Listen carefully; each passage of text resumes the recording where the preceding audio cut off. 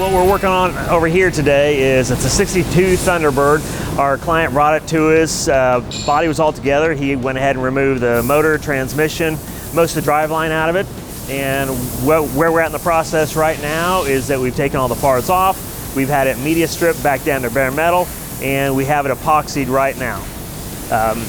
Moving forward in this process, what we're going to be doing is, once we've identified all the damaged areas, we'll be replacing those parts with new sheet metal, re-epoxying it, doing our body work, and then getting it back together for the priming, the blocking, making sure all of our lines and gaps are correct to our tolerances are required for the vehicle.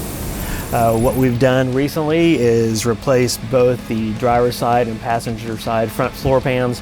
They had some minor pinholing and corrosion, and the customer requested that we keep it to a minimum. So what we have is custom fabricated floor pans on both sides of this.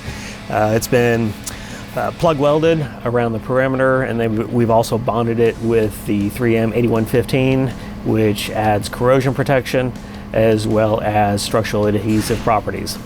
So next step on this process is basically we're done with the floors for now, and we're going to be moving to the quarter panels.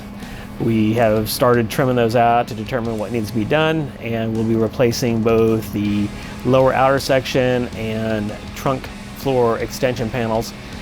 And like I said, we'll start at the back of the vehicle, work our way forward. So we'll do quarter panels, and then we'll be doing the doors, fenders, dry fitting everything, doing the body work, blowing it back apart, getting it primed up, blocked and painted.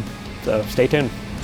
Don't forget to like and subscribe to our channel so you can follow us on our journey with all these unique, amazing vehicles that we're working on.